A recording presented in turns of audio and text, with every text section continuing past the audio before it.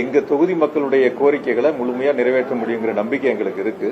ஏன்னா நிச்சயமா ஏற்கனவே கடந்த 5 ஆண்டுகள்ல கோவை மாநகராட்சியை பொறுத்த வரைக்கும் 8700 கோடி ரூபாய் அளவிற்கான சாலை வசதிகள், சாக்கடை வசதிகள், தெருவிளக்குகள், குடிநீர் திட்டங்கள் என பல்வேறு பணிகளுக்கு எங்களுடைய கழக தலைவர் முதலமைச்சராக இருந்து அந்த நிதிகளை கொடுத்து நாங்கள் பணிகளை மேற்கொண்டிருக்கின்றோம். குறிப்பா கோவை மாநகராட்சியை பொறுத்த வரைக்கும் ஏறத்தாழ 1706 கிலோமீட்டர் அளவிற்கு சாலைகள் அமைக்கப்பட்டிருக்கின்றன.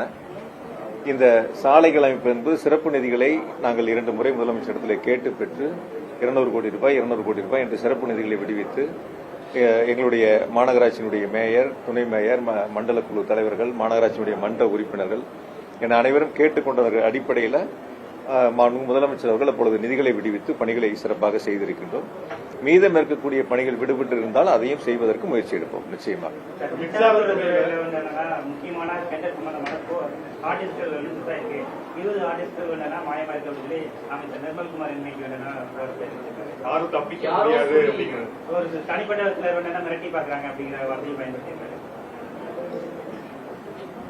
தமிழ்நாட்டில் ஒரு அமைச்சரை மிரட்டக்கூடிய அளவிற்கு ஒருத்தருக்கு துணிச்சல் இருக்கு அப்படின்னா அந்த அளவுக்கு சட்டம் ஒழுங்கு எந்த அளவுக்கு இருக்குன்னு அப்ப நீங்க பாத்துக்க வேண்டியதான். ஒரு அமைச்சரையே யாரோ ஒருத்தர் மிரட்டி பாக்குறாங்க அப்படின்னு ஒரு அமைச்சரே சொல்லும் போது அப்ப சாமானியர்களுக்கு எப்படி பாதுகாப்பு இருக்கும் அப்படிங்கறத நீங்க அதுல இருந்து எடுத்துக்க வேண்டியதான். பொதுவா ஒரு கருத்தை மட்டும் நான் உங்ககிட்ட முன்வைக்கணும். ஏன்னா நீங்க கேட்ட கேள்வியின் அடிப்படையில தொடர்ந்து தமிழ்நாட்டில் பல்வேறு இடங்கள்ல, சென்னை உட்பட மின்வெட்டின் காரணமாக பொதுமக்கள் தொடர்ந்து போராட்டங்களை நடத்தி கொண்டிருக்கின்றார்கள். இந்த அரசு பொறுப்பேற்று ஏறத்தாழ வெற்றி பெற்று 1 மாதம் நிறைவாகி இருக்கிறது. இந்த அரசு பொறுப்பேற்று 20 நாட்களை கடந்து சென்று கொண்டிருக்கின்றன. இதுவரை மின்துறை அமைச்சர் மின் விநியோகத்திற்குன்னு தனியா, அந்த டிஸ்ட்ரிபியூஷனுக்குன்னு தனியா டைரக்டர் இருக்காங்க, சிஇ இருக்காங்க, எஸ்சி இருக்காங்க, அடுத்து இஇ இருக்காங்க, ஏடி இருக்காங்க, கீழ் லெவல், அடுத்த லெவல்ல ஏஇ வரைக்கும் இருக்காங்க. ஆக முதல் கட்டமா என்ன பண்ணுவாங்கன்னா, டைரக்டர் சிஎம்டியை வச்சு டைரக்டர், சிஇ, எஸ்சி லெவல்ல ஒரு ஆய்வு கூட்டங்களை நடத்துவாங்க. அதாவது எப்படி நடத்துவாங்கன்னா, இந்த சம்மருக்கு நமக்கு எவ்வளவு டிமாண்ட் இருக்கு, நம்ம கையில இருப்பு இருக்கு, நம்ம எவ்வளவு இன்னும் புதிதா குறுகிய காலத்துல வாங்கணும், இதெல்லாம் ஆய்வு கூட்டங்களை நடத்தி எந்தெந்த பகுதிகளில் இப்ப நேற்று முன்தினம் 2 நாள் 3 நாட்கள் கணக்கெடுத்து எந்தெந்த பகுதிகளில் அதிக நேரம் மின்வெட்டு ஏற்பட்டது, அதை சரி செய்வதற்கான வழிகள் என்ன என்பதை கண்டறிவதற்கான ஆய்வு கூட்டங்களை நடத்துவாங்க. அந்த ஆய்வு கூட்டங்களின் மூலமாக அதிகாரிகளுக்கு அறிவுறுத்தி இனி வரக்கூடிய நாட்கள்ல மின்வெட்டு இல்லாம விநியோகம் செய்யப்படணும் அப்படிங்கறதா பொதுவா ஒரு துறை எடுக்கக்கூடிய நடவடிக்கை. அதிலும் குறிப்பா மின்சாரத்துறை தொடர்ந்து எடுக்கக்கூடிய நடவடிக்கைகள். ஆனா இதுவரைக்கும் இந்த தாவேகா அரசு பொறுப்பேற்று மின்துறை அமைச்சர் அந்த துறைக்கு அமைச்சராக நியமிக்கப்பட்டு இதுவரைக்கும் அந்த டிஸ்ட்ரிபியூஷனுக்குன்னு தனியா, மின் விநியோகத்துக்குன்னு தனியா சிஇ லெவல்லையோ எஸ்சி லெவல்லையோ ஒரு ஆய்வு கூட்டங்களை கூட நடத்தல. நான் விசாரிச்ச வரைக்கும் அவர் என்னன்னா அலுவலகத்துக்கு போறாரு, சிஎம்டி பாக்குறாரு, டைரக்டர், அந்த மாதிரி முக்கியமான இருக்கிற மேல இருக்கிற அதிகாரிகளை மட்டும் பார்த்துட்டு அதுக்கு கீழே இருக்கிற, அதாவது என்னன்னா கடைநிலை வரைக்கும் இருக்கக்கூடிய அந்த அதிகாரிகளுடைய ஆய்வு கூட்டங்களை நடத்தினாதான் எந்த ஊர்ல என்ன பிரச்சனை இருக்கு, பொள்ளாச்சியில இப்ப தென்னை மரம் இருக்கு, மட்டை விழுகுதுன்னா அந்த இடத்துல பவர் கட் ஆகுதுன்னா அதுக்கான காரணங்கள் என்னங்கறத பார்த்து நடவடிக்கை எடுக்க வேண்டிய துறை அது. அதாவது மற்ற துறைகளை போல இல்ல, மின்சாரத்துறை உடனுக்குடன் நடவடிக்கை எடுத்து சரி செய்ய வேண்டிய துறை. இதுவரைக்கும் நான் விசாரித்த வகையில் ஒரு ஆய்வு கூட்டங்களை கூட முழுமையாக மின் விநியோகத்திற்கான அந்த கூட்டங்களை நடத்தல அப்படிங்கறதுதான் கருத்து. ஆகையால பொதுவா அந்த துறையை பொறுப்பேற்றிருக்கக்கூடிய அமைச்சர் அந்த ஆய்வு கூட்டங்களை நடத்தி மின்வெட்டிற்கு உரிய தீர்வுகளை எட்டப்படணும். நாங்க எங்களுடைய தலைவர் அவர்கள் முதலமைச்சராக இருந்த பொழுது கடைசியா கூட தேர்தல் பதிவு முடிஞ்சு வாக்கு எண்ணிக்கை எடுத்துக்கிட்டீங்கன்னா கூட 29 நாள்ல பாத்தீங்கன்னா 2026 இப்ப 21,307 மெகாவாட் அன்னைக்கு உச்சபட்ச மின் தேவை, எந்த தடையும் இல்லாம சீரான மின் விநியோகம் முழுமையாக வழங்கப்பட்டன. அதற்கான முன்னேற்பாடுகள் செய்யப்பட்டிருக்கின்றன. அதிகாரிகள் 24 மணி நேரம் பணியில் அமர்த்தப்பட்டு பணிகளை செய்தார்கள். இன்று அந்த பணிகளை செய்வதை விட்டுவிட்டு, அதாவது பொதுவா இப்ப நானே கூட பார்த்தேன், பத்திரிகையில தான் பார்த்தேன், பத்திரிகையிலையும் செய்திகளையும் தொலைக்காட்சிகளையும் பார்த்தேன். இது டெண்டர் சம்பந்தப்பட்டதெல்லாம் 3 குழுக்கள் அமைக்கப்பட்டிருக்கின்றன, ஆராயப்படும் அப்படின்னு சொல்லிட்டு. பொதுவா மின்சார வாரியத்தை பொறுத்த வரைக்கும் டெண்டர் விடுவதற்கு முன்பாக அந்த டெண்டர் டாக்குமெண்ட் தயார் பண்றதுக்கு ஒரு டீம் இருக்காங்க, சம்பந்தப்பட்ட ஆபீசர்ஸ் பண்ணுவாங்க. டெண்டர் டாக்குமெண்ட் டெண்டர் கால்குலேட் பண்ணி அப்லோட் பண்ணதுக்கு அப்புறம் அந்த டெண்டர் ஓபன் பண்ணும்போது அதுக்கு ஒரு கமிட்டி இருக்கு, அது ஒரு டீம் கமிட்டி தான் அதை ஓபன் பண்ணி அதுக்கப்புறம் வந்து அவங்களுக்கு பிரைஸ் சம்பந்தப்பட்டது கூப்பிட்டு பேசுறது, அதுக்கப்புறம் பிஎல்டிசியில வந்து அப்ரூவல் வாங்குறது, அதற்கு பிறகு போர்டில் வச்சு அப்ரூவல் வாங்குவாங்க. அந்த டெண்டர் இறுதி செய்யப்படுவது போர்டில் அப்ரூவல் வாங்குவாங்க. அந்த போர்டில் யாரெல்லாம் இருப்பான்னு கேட்டீங்கன்னா பைனான்ஸ் செக்ரட்டரி இருப்பாரு, இண்டஸ்ட்ரியல் செக்ரட்டரி இருப்பாரு, எனர்ஜி செக்ரட்டரி இருப்பாரு. இப்படி மூத்த ஐஏஎஸ் அதிகாரிகள் வந்து அந்த போர்டுல இருப்பாங்க. அவங்க தான் அந்த டெண்டரை வந்து இறுதி செய்யக்கூடிய இடங்கள். இதெல்லாம் வழக்கமா இருக்கிறது. இன்று நேற்றல்ல, பல ஆண்டுகளாக வழக்கமாக இருக்கிறது. உயர் அதிகாரிகள், ஐஏஎஸ் அதிகாரிகள் அந்த டெண்டரை இறுதி செய்யக்கூடிய பணிகள் இருப்பாங்க. அதனால இதுல வந்து யாரும் வந்து தவறுகள் செய்ய முடியாது. ஒரு குழுல தவறு நடந்தா கூட அடுத்த குழு அதை கண்டுபிடிச்சாங்கன்னா அந்த டெண்டர் ரத்து பண்ணுவாங்க, இல்லைன்னா அடுத்த மறு டெண்டருக்கு போவாங்க. ரேட் அதிகமா இருந்ததுன்னா அவங்களை சம்பந்தப்பட்ட நிறுவனங்களை கூப்பிட்டு ரேட்டை குறைப்பதற்கான பேச்சுவார்த்தை நடத்தி ரேட்டை குறைப்பாங்க. ஏதோ புதுசா இப்ப 3 குழு அமைச்சு அந்த குழு ஏதோ வந்து புதிதா விதிமுறைகளை வகுப்பதை போல ஒரு தோற்றத்தை உருவாக்குறாங்க. அதுக்கு ஒரே ஒரு உதாரணம் சொல்றேன். மின்னகத்தை பத்தி பொதுப்பணித்துறை அமைச்சர் பார்த்தேன், பேட்டியில கொடுத்திருந்தாரு. புதுசா ஒரு நம்பர் எங்களுக்கு கொடுத்திருக்காங்க, டோல் ஃப்ரீ நம்பர். அதை வந்து நாங்க உங்களுக்கு சொல்றோம், மக்கள் இதை பயன்படுத்தலாம்னு சொன்னாங்க. அதெல்லாம் 2021 எங்களுடைய முதலமைச்சர் மாண்புமிகு தளபதி அவர்கள் மின்னகத்தை அவங்களே நேரில் வருகை இருந்து மின்வாரி அலுவலகத்துக்கு தொடங்கி வச்சு, நானே உங்ககிட்ட சட்டமன்றத்திலேயே பதில் சொல்லியிருந்தேன், 30 லட்சத்துக்கும் மேற்பட்ட புகார்களுக்கு தீர்வு காணப்பட்டதுன்னு. அதனால எதையுமே வந்து இவங்க முழுமையா ஆராயாமல், சம்பந்தப்பட்டிருக்கின்ற அமைச்சர்கள் அந்த துறையை பற்றி முழுமையாக கவனம் செலுத்தி தெரிந்து கொள்ளாமல் ஒரு அரைகுறைத்தனமாக அவருடைய அவங்ககிட்ட சுத்தமா வந்து நிர்வாக திறமைங்கிறது கொஞ்சம் கூட இல்ல. அதை வெளிக்காட்ட முடியாம பல்வேறு காலகட்டங்களில் பல்வேறு மாற்று கருத்துக்களை சொல்லிட்டு இருக்காங்க. நாங்க பொறுப்பெடுத்துக் கொள்கின்ற பொழுதே நான் சொன்னேன், சட்டமன்றத்திலே 1,55,000 கோடி மின்வாரியம் கடன்ல இருக்குன்னு சொன்னேன். வருஷம் 15,000 கோடி வட்டி கட்டுறோம்னு சொன்னேன். இப்ப இந்த 5 வருஷத்துல எவ்வளவு வட்டி கட்டியிருப்போம்? ஒரு வருஷத்துக்கு 15,000 கோடினா 75,000 கோடி வட்டியே கட்டியிருப்போம். அப்ப 2 லட்சம் கோடி கடன் இருக்குங்கிறாரு. நாங்க இருக்கும்போதே 1.5 லட்சம் கோடி, நாங்க வரும்போது 1.5 லட்சம் கோடி கடன், வட்டி கட்டினது சேர்த்துனீங்கன்னா 2 லட்சம் கோடி நார்மலா வரக்கூடியதுதான். அந்த 2 லட்சம் கோடி கடன் அப்படிங்கறத தவிர தமிழ்நாடு அரசு, எங்களுடைய தலைவர் அவர்கள் முதலமைச்சராக இருந்து மின்வாரியத்துக்கு எவ்வளவு நிதி கொடுத்தாங்கன்னு அதை மின்துறை அமைச்சர் சொல்லல. இந்த 5 ஆண்டுகள்ல தமிழ்நாடு அரசு நிதிகளை கொடுத்து மின்வாரியத்தை எந்த அளவிற்கு எங்களுடைய தலைவர் அவர்கள் காப்பாற்றினார்ங்கிறத சொல்லல. ஏறத்தாழ 70,000 கோடி அளவிற்கு மின்சார வாரியத்திற்கு இந்த 5 ஆண்டுகள்ல நிதிகளை எங்களுடைய தலைவர் அவர்கள் முதலமைச்சராக இருந்து விடுவிச்சு மின்வாரியம் காப்பாற்றப்பட்டிருக்கு. அதனால நான் உங்க மூலியமா சொல்லிக்கிறது என்னன்னா, மின்வெட்டுக்கு உரிய காலத்தில் தீர்வு காணப்பட வேண்டும். அதற்கு சம்பந்தப்பட்ட அதிகாரிகளை அழைத்து பேசி ஆய்வுக் கூட்டங்களை நடத்தி அது சம்பந்தமான நடவடிக்கைகளை விரைந்து எடுக்க வேண்டும். அதை விட்டு அதற்கு மாறாக ஏதோ தவறுகள் நடந்ததை போல ஒரு தோற்றத்தை உருவாக்குவதும், ஏதோ ஹார்ட் டிஸ்க் காணாம போச்சு, ஹார்ட் டிஸ்க் காணாம போனா யார் வேணாலும் நடவடிக்கை எடுக்கலாம்ல.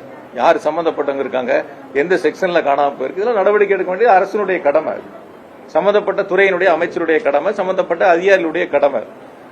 ஒரு கீழ் லெவலுக்கு ஒரு தவறு பண்ணாங்க அப்படின்னா, உங்க நிறுவனத்துல யாரோ ஒருத்தர் ரிப்போர்ட்டர் தவறு பண்ணா உடனடியே மேலக்கும் நடவடிக்கை எடுக்க தானே செய்வாங்க. அது மாதிரிதான் அதுவும் ஒரு துறை சார்ந்தது.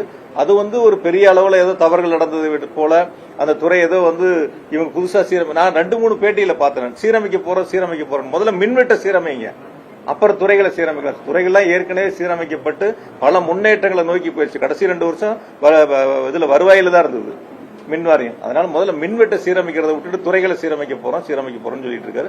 மின்வெட்டுக்கு போர்க்கால அடிப்படையில் நடவடிக்கை எடுக்கணும் இந்த அரசு.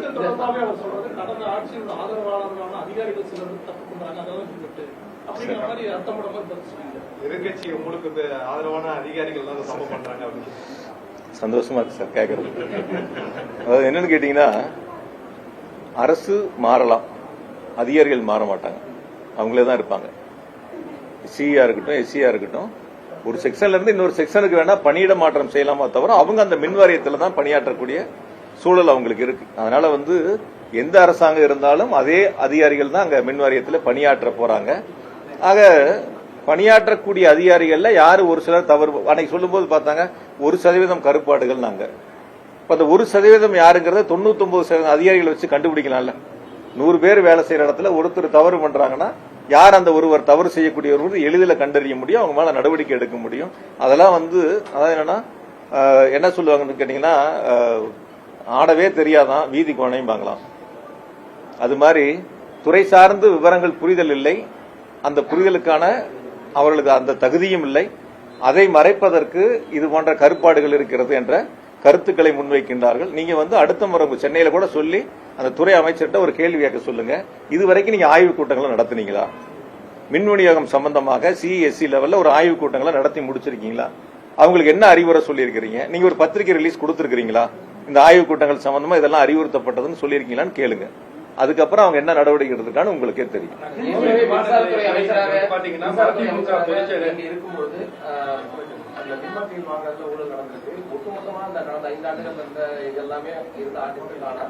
யாரும் சொல்லி அதை எடுத்துக்கக்கூடிய வாய்ப்புகள் இருக்கு. அதாவது இப்பதான் நீங்க கேள்வியில கேட்கும்போது சில கேள்விகளை முன் வச்சீங்க. அதாவது அரசு இப்ப நாங்க தேர்தல் முடிஞ்சு ஒரு மாசம் ஆச்சு, வாக்கு எண்ணிக்கை முடிச்சு. அதுக்கப்புறம் இன்னொரு புதிய அரசு வந்திருக்கு. புதிய அரசு வரும்போது சம்பந்தப்பட்ட அதிகாரிகள் எப்படி எந்த அரசு இருக்கோ அந்த அரசை சார்ந்து வேலை செய்வாங்க. அவங்களுக்கு என்ன நேர்மையான பணிகள் இருக்கோ அந்த பணிகளை செய்ய போறாங்க. அப்படிப்பட்ட ஆவணங்கள் நான் இப்ப சொன்னல, அந்த டென்ட் டாக்குமெண்ட் ஒருத்தர் எடுக்கிறாங்கன்னா அதுக்கு எத்தனை கமிட்டி இருக்கு, அது எப்படி கடைசியா இறுதி முடிவு எடுக்கிறாங்க, அதுக்கு அனுமதி எப்படி கொடுக்கறாங்கிற வரைக்கும் சொல்லி இருக்கிறேன் நான். அதனால இதுல அவங்க தவறு யாரு வேணாலும் நடவடிக்கை எடுக்க வேண்டியதுன்னா அதை விட்டுட்டு ஒரு பதட்டத்தை உருவாக்குற மாதிரி ஏதோ இவர்கள் புதிய தவறுகளை கண்டுபிடிச்சு ஒரு பூதகரமா ஒரு பெரிய இதை கொண்டு வந்துட்ட மாதிரி ஒரு தோற்றத்தை உருவாக்குவதற்கான முயற்சி செய்யறாங்க. அந்த முயற்சி ஒருபோதும் எடுபடாது.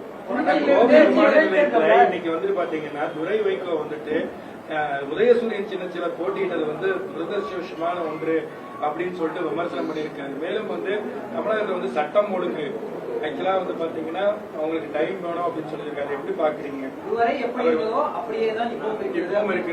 கடந்த கால ஆட்சியிலே இப்படிதான் இருந்தது, அதனால இப்போ இப்படிதான் இருக்கு. சரி செய்வாங்க அப்படிங்கிற கடந்த ஆட்சியை நீங்க ஒரு தேர்தலில் கொடுத்த வாக்குறுதிகளுக்கு நீங்க கால அவகாசங்கள் கேட்கலாம். மாமை சீரு, அண்ணா சீரு, மகளிருக்கு 2500 ரூபாய் பணம் கொடுக்குறேன்னு சொன்னது, நிதி கொடுக்குறேன்னு சொன்னது, இதுக்கெல்லாம் நீங்க கால அவகாசங்கள் கேட்கலாம். சட்டம் ஒழுங்குக்கு ஒரு அரசாங்கம் கால அவகாசம்ங்கிறது நீங்க ஏத்துக்கிறீங்களா? முதல்ல சூலூர்ல இப்படி ஒரு துயர சம்பவம் நடந்துச்சு, அதை நீங்க மனதார ஏத்துக்கிறீங்களா? வேற நீங்க கொடுத்த மற்ற வாக்குறுதிகளுக்கு எப்படி வேணாலும் நீங்க கால அவகாசம் கொடுங்க, நீங்க ஒயிட் பேப்பர் போடுறேன்னு சொல்லுங்க, நிதிநிலை சொல்லுங்க, அது கால அவகாசம் கேட்பதுங்கிறது ஒரு அரசாங்கம் உட்கார்ந்துருக்கு கேட்கறாங்கிறது நம்ம சொல்றோம். ஆனா சட்டம் ஒழுங்குக்கு ஒரு அரசாங்கம் ஏறத்தாழ 20 நாட்களை கடந்து இன்னும் எங்களுக்கு கால அவகாசம் வேணும் என்பது இந்த அரசு மக்களிடத்தில் வாக்குகளை பெற்ற பொழுது சொன்ன வாக்குறுதிகளை நிறைவேற்ற முடியாமல் இந்த அரசு மக்களுடைய நன்மதிப்பை இழந்திருக்கிறது. எந்த இடங்கள்லையும் குறிப்பாக எந்த வேட்பாளர்களும் நீங்க கோயம்புத்தூர்ல சொல்லுங்க, 10 தொகுதியில நின்ற வேட்பாளர்கள் எத்தனை வேட்பாளர்கள் அந்த தொகுதி முழுவதும் சென்று மக்களை சந்தித்து வாக்குகளை சேகரித்தார்கள்? நீங்க பார்த்திருப்பீங்க எல்லாரும் கூட. எங்க கட்சி வேட்பாளர்கள் நின்னாங்க, எங்க கூட்டணி கட்சி வேட்பாளர்கள் நின்னாங்க, அதிமுக கூட வேட்பாளர் நின்னாங்க. அவங்களுடைய தேர்தல் சுற்றுப்பயணத்தையும் உங்களுக்கு வந்த சுற்றுப்பயணம் எல்லாம் வந்திருக்கும். அந்த புதிய கட்சியில நின்ற சுற்றுப்பயணம் உங்களுக்கு தெரிஞ்சிருக்கும். ஆக மக்களிடத்தில் அவர்களுடைய கொள்கைகளை, கோட்பாடுகளை, தேர்தல் வாக்குறுதிகளை முழுமையாக கொண்டு சேர்க்காமல் ரீல்ஸ் மூலமாக வந்த ஆட்சி இந்த தாவேக ஆட்சி. அரசு அமைந்த பிறகும் அதையே முயற்சி எடுக்கின்றார்கள். தொழில் முதலீட்டுக்கா இருக்கட்டும், மற்ற நிகழ்வுகளுக்கா இருக்கட்டும், அதே ரீல்ஸ் பயணத்தை தான் முன்னெடுக்கிறாங்க. இது ரியல் ஆட்சி இல்ல, ரீல்ஸ் ஆட்சி தான். நிச்சயமா மக்கள் இப்ப உணர்ந்திருக்கிறாங்க, இன்னும் போக போக முழுமையா உணர்வாங்க. கழகங்கள் மறையட்டும் அப்படின்னு சொல்லிட்டு ரஜினி ரசிகர்கள் புதுசா ஒரு இதை ஆரம்பிச்சிருக்காங்க. அதாவது என்னன்னா அண்ணாமலை ஆரம்பிக்கக்கூடிய கட்சி ரஜினி ஆதரவோட தமிழ்நாட்டுல மாற்றம் கொண்டு வரணும். பொறுத்திருந்து பாப்போம் சார். அதாவது என்னன்னா சார், ஒரு விஷயங்கள், திராவிட முன்னேற்ற கழகம் தொடங்கி 75 வருஷம் ஆச்சு. பல பேர் நான் திமுகவை அழிப்பேன் ஒழிப்பேன்னு வந்தவங்க எல்லாம் அவங்க தான் அழிஞ்சு போயிருக்காங்க, ஒளிஞ்சு போயிருக்காங்க. திமுகங்கிறது ஒரு ஆலமரம். இன்னைக்கு செந்தில் பாலாஜி இருக்கலாம், துரை செந்தமிழ் செல்வன் இருக்கலாம், பக்கத்துல தொண்டாமுத்தூர் ரவி அண்ணன் இருக்கலாம், அல்லது அண்ணன் ராஜீவ்காந்தி அண்ணன் இருக்கலாம், யாரு வேணாலும் இருக்கலாம். நாளைக்கு இன்னும் இதை தாண்டி எங்களை போல இன்னும் ஆயிரக்கணக்கான, லட்சக்கணக்கான, கோடிக்கணக்கான இளைஞர்கள் இந்த இயக்கத்துல பணி செய்வதற்கு தயாரா இருக்காங்க. அவங்களுக்கு தேவை அந்த வாய்ப்புகளை எங்களுடைய தலைவர் உருவாக்கிட்டு இருக்காங்க. அதனால பொதுவா இந்த திமுகவை அழிப்பே ஒழிப்பேன்னு சொன்னவங்களாம் அவங்க அழிஞ்சு போயிருக்காங்க, ஒளிஞ்சு போயிருக்காங்க. பல பேர் திமுக சொல்லணும்னா அரசியல் செய்ய முடியாது, அதனால அரசியலுக்காக அதை சொல்லிட்டு இருக்காங்க. சார், யார் நான் குறிப்பிட்ட பேர்லாம் சொல்லல, யார் திமுகவை அழிப்பேன் ஒழிப்பேன்னு சொன்னாலும் அவங்க அழிஞ்சு போவாங்க, அவங்க ஒளிஞ்சு போவாங்க. அது யாரா இருந்தாலும் சரி, யாரா இருந்தாலும் சரி. நான் பல முறை நானே கேட்டேன், நானே உங்ககிட்டயே தான் கேட்டேன். நான் ஒரு 10 பேட்டி அப்பதான் சொன்னேன் நான். அதனால அதுக்குள்ள போக வேண்டிய அவசியம் இல்லை.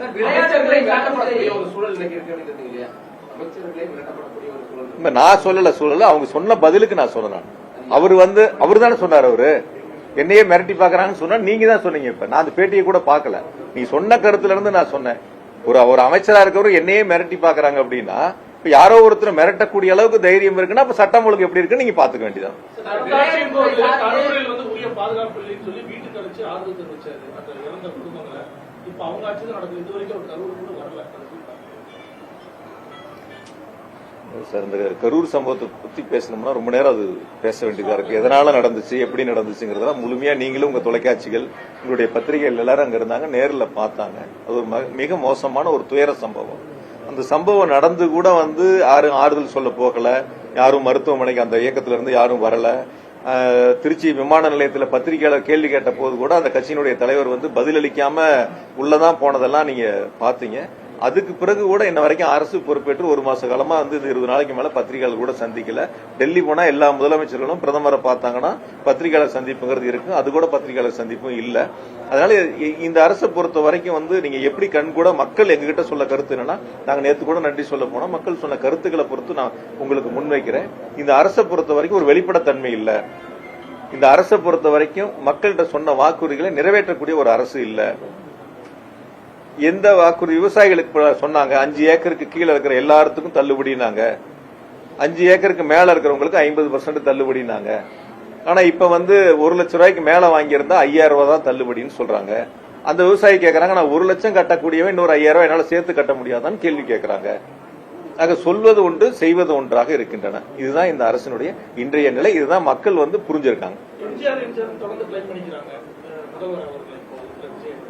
இது வரைக்கும் எம்ஜிஆர் சமாதி கூட போய் கிடையாது அது சார். சில நேரங்கள் சில அரசியல் கட்சியினுடைய தலைவர்களுடைய பெயரை பயன்படுத்தி அந்த வாக்குகளை தன் பக்கம் ஈர்ப்பதற்கான அந்த முயற்சிகளுக்கான மடைமாற்றமாக பயன்படுத்துறாங்க. அதான் ஒரு அமைச்சர் சொன்னாங்க, ஒரு கட்சியில இருந்து 90 விழுக்காடு எல்லாம் எங்ககிட்ட வந்து சேர்ந்துருவாங்க அப்படின்னு. அதான் அவங்களுடைய எதிர்பார்ப்பு. அந்த மாதிரி சொன்னா கொஞ்சம் பேர் வருவாங்களாங்கிறதுடைய எதிர்பார்ப்பு. அந்த எதிர்பார்ப்பு வந்து அவங்களுக்கு எப்படி பூர்த்தியாங்கிறத அவங்க தான் பார்க்கணும். எங்க இயக்கத்தை பொறுத்த வரைக்கும் உங்களுக்கு ஆரம்பத்திலேயே சொன்னேன், நாங்க யார் இல்லைனாலும் பரவாயில்ல, எங்களை தாண்டி நான் 100 பேர், 1000 பேர், 1,00,000 பேர், கோடிக்கணக்கானோர் இந்த இயக்கத்தை வளர்ப்பதற்கும் இயக்கத்தில் பணியாற்றுவதற்கும் தயாராக தொண்டர்கள் இருக்காங்க. தனி மனித தாக்குதல் அதிகமா ஈடுபட மாட்டீங்க அப்படின்னு இருக்கும்போது விஜய் வந்து தன்னை எம்ஜிஆராக வந்து மக்கள் மத்தியில் பேசிக் கொண்டிருப்பது எதை குறிக்கிறது? மக்கள் மத்தியில் செல்வாக்க குறிக்கிறதா இல்ல வேற ஏதாவது அவரை பின்தொடர்ந்து? சார், தேர்தல் களம் வரை நீங்க என்ன வேணாலும் பேசுங்க சார். வாக்கு சேகரிக்கிற வரைக்கும் வாக்கு சேகரிப்பு முடிஞ்சிருச்சு, வாக்கு எண்ணிக்கை முடிஞ்சிருச்சு, அரசாங்கம் பொறுப்பெடுத்துக் கொண்டாச்சு. அதற்கு பிறகு இப்ப நம்ம 1 மாசத்தை நெருங்க போறோம். இந்த 1 மாத காலத்துக்கு பிறகு நீங்க நன்றி சொல்லக்கூடிய ஒரு இடத்துக்கு போறீங்க. அப்ப வாக்கு சேகரிக்கின்ற பொழுது என்ன பேசுனீங்களோ அதே கருத்துக்களை தான் நன்றி அழிப்புலையும் முன்வைக்கிறீங்க.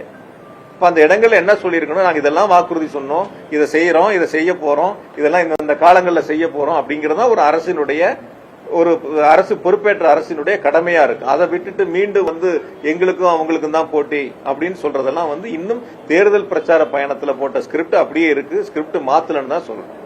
அதுதான் இன்றைய நிலைமையா இருக்கு.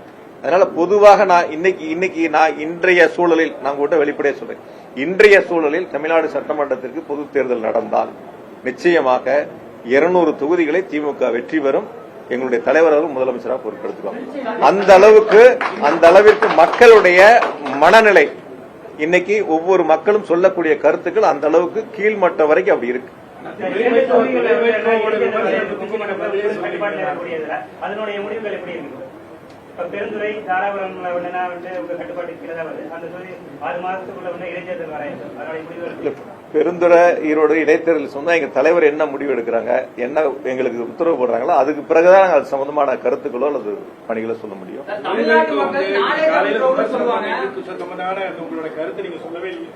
என்ன விமர்சனம் பண்ணிட்டாரு?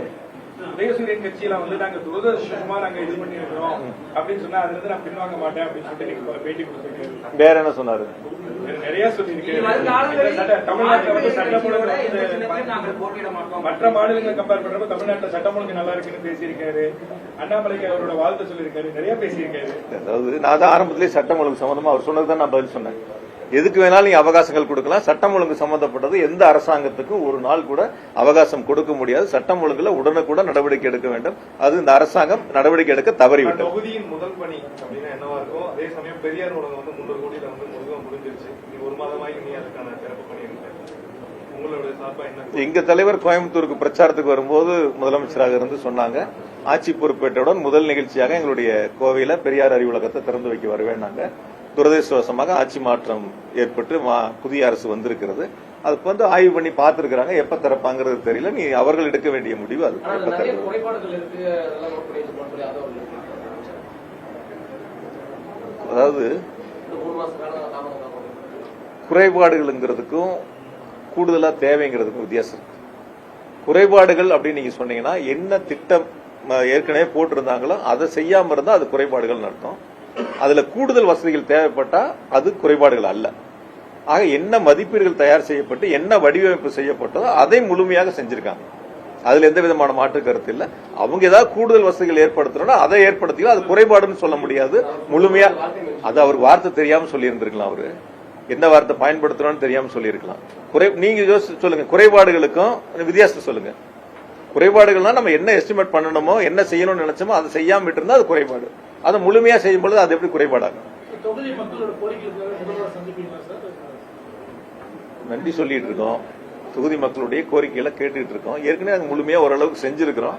மீதி ஏதாவது தேவைகள் இருந்தா கேட்டுட்டு அப்புறம் சட்டப்பேரவை கூட்டம் தொடங்க இருக்காங்க. மக்கள் பிரச்சனைகளுக்காகவோ இல்ல அரசு விமர்சிக்கக்கூடியதையோ அதிமுக திமுக ஒன்றிணைஞ்சு சட்டப்பேரவை செயலாற்றக்கூடிய வாய்ப்புகள் இருக்குமா சார்?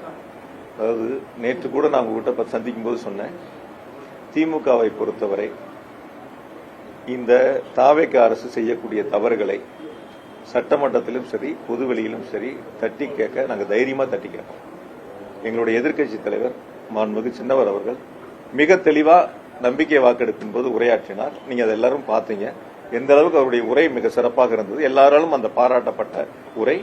அதனுடைய தொடர்ச்சி இந்த வரக்கூடிய கூட்டத்தொடராக இருந்தாலும் சரி அல்லது சட்டமன்றம் இல்லாத நாட்களாக இருந்தாலும் சரி இந்த தாவேக அரசு செய்கின்ற தவறுகளை நிச்சயமாக சட்டமன்றத்திலும் பொதுவெளியிலும் சுட்டிக்காட்டுவது, இந்த தவறுகளை மக்கள் மன்றத்தில் எடுத்து சொல்வது எதிர்க்கட்சியினுடைய கடமை. நாங்கள் நிச்சயமாக சிறப்பாக அதை செய்வோம்.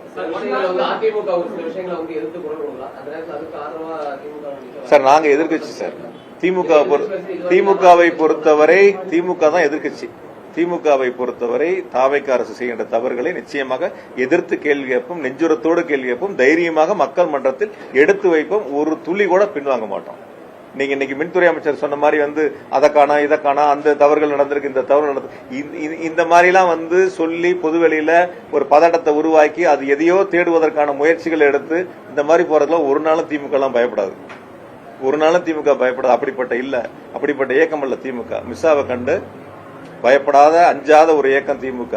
திமுக இருக்கிறவங்க எல்லாம் ஜெயில கண்டு பயந்தது கிடையாது. ஒரு நாளும் பயப்பட போறதும் கிடையாது.